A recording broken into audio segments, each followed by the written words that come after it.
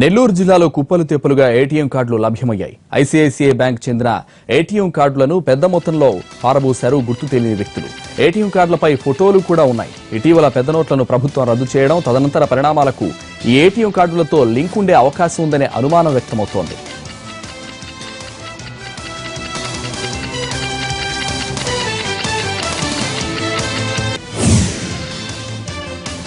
NTV చొరవతో వెలుగు చూసిన మదర్సా కుంభకోణంలో చర్యలు ప్రారంభించింది తెలంగాణ ప్రభుత్వం. ఈ వ్యవహారంపై ప్రభుత్వానికి నివేదిక పంపించిన హైదరాబాద్ కలెక్టర్ అప్పటి డీఈఓ సోమిరెడ్డి సహా 8 మందిపై చర్యలు తీసుకోవాలని చెప్పారు.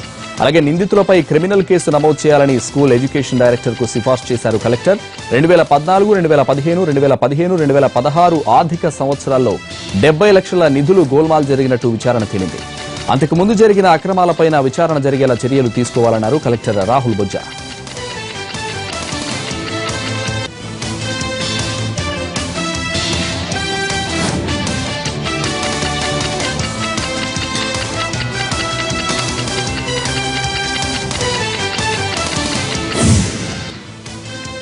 వెలిగొండ ప్రాజెక్టు కాంట్రాక్టర్ల నుంచి సీఎం చంద్రబాబు, మరో మంత్రి కమిషన్లు తీసుకుంటున్నారని ఆరోపించారు ఏపీ ప్రతిపక్ష నేత జగన్. వైఎస్ హయాంలోనే ప్రాజెక్టు చాలా వరకు పూర్తయినా బాబు పాలనలో ఏమాత్రం అడుగు ముందుకు పడడం లేదని చెప్పారు. కమిషన్లు తీసుకుంటున్నందునే కాంట్రాక్టులు సరిగా పనిచేయకపోయినా అదనంగా చెల్లింపులు చేస్తున్నారని ఆరోపించారు జగన్. ఏం చేస్తున్నారో తెలుసా? అదే కాంట్రాక్టర్ తెలుగుదేశం పార్టీకి చెందిన మంత్రికి వాటాలున్నాయి. ఆ మంత్రి చంద్రబాబు నాయుడు గారికి వాటాలు ఇస్తున్నాడు. ఆ వాటాలు ఇస్తున్నందువలన ఇవాళ వెలుగొండ ప్రాజెక్టుకు సంబంధించి అదే కాంట్రాక్టర్ ఏ పని చేయకపోయినా కూడా ఆ కాంట్రాక్టర్ కు ఎక్స్ట్రా క్లెయిమ్లు అని చెప్పి ఆ ఎక్స్ట్రా క్లెయిమ్లు చేపించే విధానం ఈపీసీ కాంట్రాక్టులలో లేకపోయినా కూడా చంద్రబాబు నాయుడు గారు ఆ కాంట్రాక్టర్ ను ఊడబెరకాల్సింది పోయి ఆ కాంట్రాక్టర్ కు 65 కోట్ల రూపాయలు ఎక్స్ట్రా క్లెయిమ్లు ఇస్తాడు ఇదే చంద్రబాబు నాయుడు గారు. ఇచ్చిన తర్వాత కనీసం ఆ కాంట్రాక్టర్ పనున్నా చేస్తున్నాడు అని అంటే అది లేదు. ఆ పని చేతగాడు, ఆ పని చెయ్యడు, వదిలేస్తాడు. ఆయన చంద్రబాబు నాయుడు గారు తోడుగా ఉంటారు. మంగళగిరి నుంచి ఏపీ సచివాలయానికి వెళ్లే మార్గంలో రోడ్లను సంప్రోక్షణ చేశారు తెలుగు యువత నాయకులు. గురువారం రాజధాని ప్రాంతంలో జగన్ పర్యటించి రైతులు మనోభావాల్ని దెబ్బతీశారంటూ నేతలు ఆరోపించారు. జగన్ పర్యటించిన రోడ్లు మకిలి పట్టాయని, అందుకే పసుపు నీళ్లతో శుద్ధి చేసి పవిత్రం చేశామన్నారు తెలుగు యువత నేతలు. రాజధాని నిర్మాణానికి జగన్ అడ్డుపడుతున్నారని విమర్శించారు.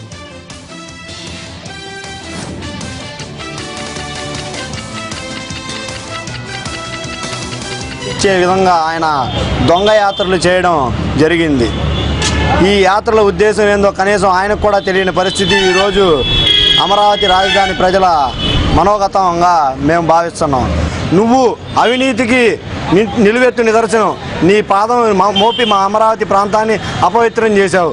దానికి కాను మేము అమరావతి ప్రాంతాన్ని పసుపు నీటితో, పవిత్రమైన పసుపు నీటితో శుద్ధి చేసుకుంటూ నువ్వు నడయాడినా, నువ్వు నడిచినా ఏదైతే నీ గాలి ధూళి, నీ పాద ధూళి, నీ స్పర్శ తాగిందో ఈ అమరావతికి దాన్ని శుద్ధి చేసుకునే కార్యక్రమం ఈరోజు రాజధాని తెలుగు యువత ఆధ్వర్యంలో కరీంనగర్ లో స్కీమ్ వర్కర్స్ భారీ ర్యాలీ నిర్వహించారు. దేశవ్యాప్తంగా పనిచేస్తున్న స్కీమ్ వర్కర్స్ ను ఉద్యోగులుగా గుర్తించి కనీస వేతనాలు చెల్లించాలని డిమాండ్ చేస్తూ సిఐటియు ఆధ్వర్యంలో ఆందోళన నిర్వహించారు. కళాభారత్ నుంచి ర్యాలీగా కలెక్టరేట్ కు చేరుకుని అక్కడ బైఠాయించారు. కలెక్టర్ కేంద్ర రాష్ట్ర ప్రభుత్వాలు పలు స్కీంలకు సంబంధించిన నిధుల కేటాయింపుతో కోతలు విధించడాన్ని ఖండించారు.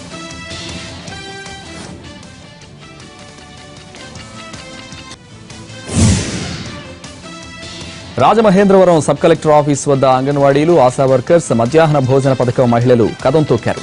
సమస్యలు పరిష్కరించాలని డిమాండ్ చేస్తూ సిఐటియు ఆధ్వర్యంలో ధర్నా చేశారు. కేంద్ర రాష్ట్ర ప్రభుత్వాలకు వ్యతిరేకంగా నినాదాలు చేశారు. అంగన్వాడీలను కుదించే యోచన మానుకోవాలని, ఐసీడీఎస్ బడ్జెట్ లో నిధులు పెంచాలని డిమాండ్ చేశారు. అంబానీ గారికి, అదానీ గారికి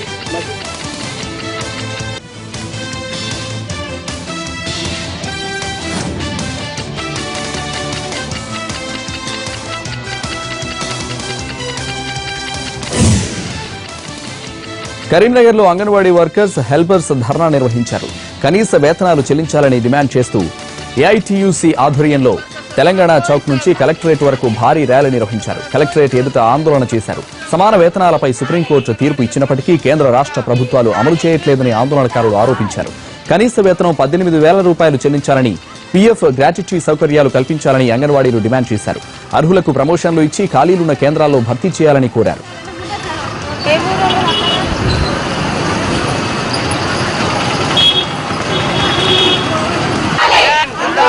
Telangana anganwadi workers welfare association Telangana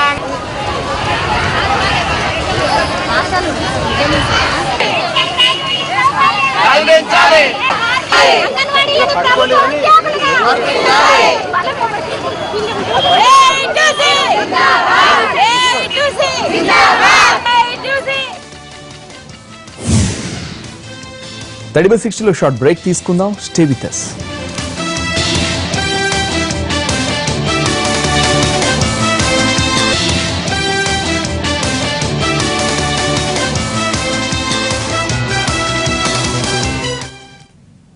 back to news.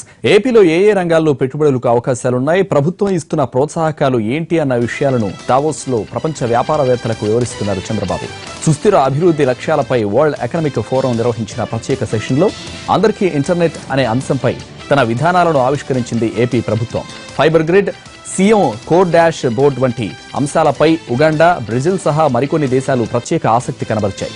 AP అనుసరిస్తున్న విధానాలు, ఇంటింటికి ఇంటర్నెట్ వంటి అంశాలపై ప్రపంచ దేశాలు దృష్టి నిలపాలని సూచించారు వరల్డ్ ఎకనామిక్ ఫోరం అధికారులు. 5 రోజుల పర్యటన కోసం ఈ నెల 16న దావోస్కు వెళ్లిన బాబు రేపు తిరుగు ప్రయాణమవుతారు.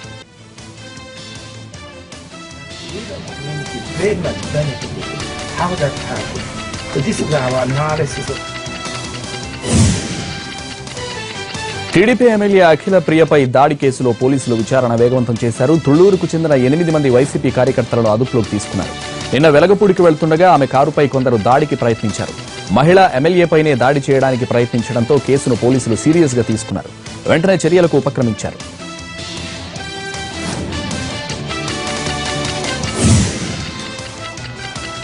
తులిప్ లాజిస్టిక్స్ దేశవ్యాప్త సేవల్ని మాదాపూర్లోని ఓ హోటల్లో ప్రారంభించారు ఎంపీ కవిత. ఈ కార్యక్రమంలో tulip logistics chairman Madan, CEO నివాస్తో పాటు ఎమ్మెల్యేలు అరికపూడి గాంధీ, మాగంటి గోపీనాథ్ పాల్గొన్నారు. సరకు అన్లోడింగ్ చేశాక రిటర్న్లో లారీలకు లోడింగ్ అవకాశాన్ని తులిప్ లాజిస్టిక్స్ కల్పిస్తోంది. దీంతో లారీ ఓనర్లకు లాభం చేకూరుతోంది, డ్రైవర్లకు సమయం ఆదా అవుతోంది. టెక్నాలజీ సహాయంతో సరకు రవాణాలో దేశవ్యాప్తంగా సత్వర సేవల్ని తులిప్ లాజిస్టిక్స్ అందివ్వడం శుభపరిణామం అన్నారు కవిత. ఏడాది కాలంలోనే 5 లక్షల లారీలు రిజిస్ట్రేషన్ చేయించుకోవడం సంస్థ సక్సెస్ కు సంకేతమన్నారు.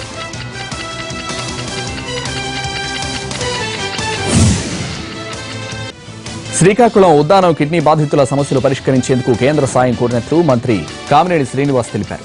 కిడ్నీ బాధితులు ఎక్కువగా ఉండడంతో అదనంగా డయాలసిస్ సెంటర్ల ఏర్పాటు చేయాలని కేంద్ర ఆరోగ్య శాఖ మంత్రి జేపీ నడ్డాను కోరినట్లు తెలిపారు. సమస్య తీవ్రత ఎక్కువగా ఉండటం వల్ల తక్షణమే 5 డయాలసిస్ సెంటర్లు ఏర్పాటు చేసేందుకు జీవో విడుదల చేశామన్నారు.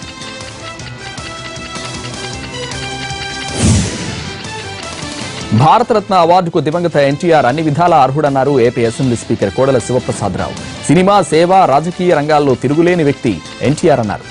విజయవాడలో ఎన్టీఆర్ మ్యూజియంను స్పీకర్ సందర్శించారు. ఎన్టీఆర్ జీవితాన్ని నేటి తరానికి పరిచయం చేసేలా మ్యూజియం ఏర్పాటు చేయడం మంచి నిర్ణయమన్నారు. మంత్రులు, నేతలతో మ్యూజియం అంతా కలియదిరిగిన స్పీకర్ అక్కడ ఏర్పాటు చేసిన థియేటర్లో ఎన్టీఆర్ పై రూపొందించిన లఘు చిత్రాలను వీక్షించారు.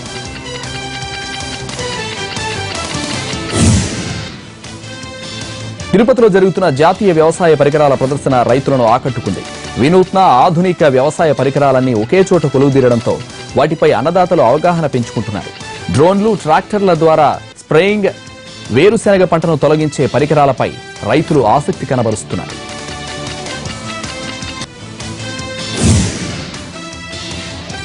దేశం కోసం పోరాడిన మాజీ సైనికుల సంక్షేమ నిధిని త్వరలో ఏర్పాటు చేస్తామన్నారు ముఖ్యమంత్రి కేసీఆర్. సైనికుల సంక్షేమం కోసం ఏ రాష్ట్ర ప్రభుత్వము చేపట్టిన సంక్షేమ చర్యలు తెలంగాణ ప్రభుత్వం తీసుకుంటున్నామన్నారు. ఎంపీ కెప్టెన్ లక్ష్మీకాంతరావు నేతృత్వంలో మాజీ సైనికులు ముఖ్యమంత్రిని కలిసి కృతజ్ఞతలు తెలుపుకున్నారు. సీఎం నిర్ణయాలతో సమాజంలో తమకు మరింత గౌరవం పెరిగిందన్నారు. సీఎం కేసీఆర్ లో ఓ కమాండర్ను చూస్తున్నామంటూ భావోద్వేగానికి గురైన మాజీ సైనికులు ఆయనకు ఆల్టరీ మోడల్ గన్ను బహుకరించారు.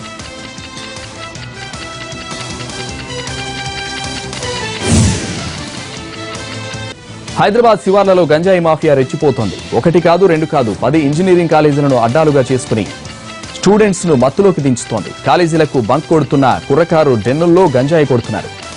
గంజాయి సప్లై చేసుకున్న విజయ్ అనే వ్యక్తితో పాటు అతని నుంచి తీసుకుని స్టూడెంట్స్ కు సరఫరా చేస్తున్న ఓ కాలేజ్ ఉద్యోగి స్టూడెంట్ ను పట్టుకున్నారు పోలీసులు.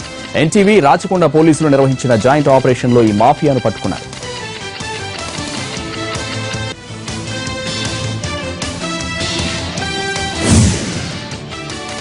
హైదరాబాద్ లో స్వైన్ ఫ్లూ ప్రమాద ఘంటికలు మోగిస్తోంది. బహదూర్పురాకు చెందిన ఓ మహిళ స్వైన్ ఫ్లూతో గాంధీ ఆసుపత్రిలో చనిపోయింది.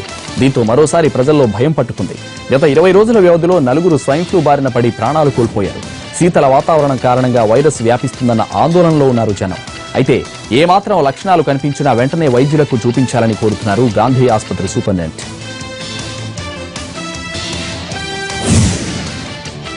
తడిబ 6లో మరో షార్ట్ బ్రేక్ తీసుకుందాం. Stay with us.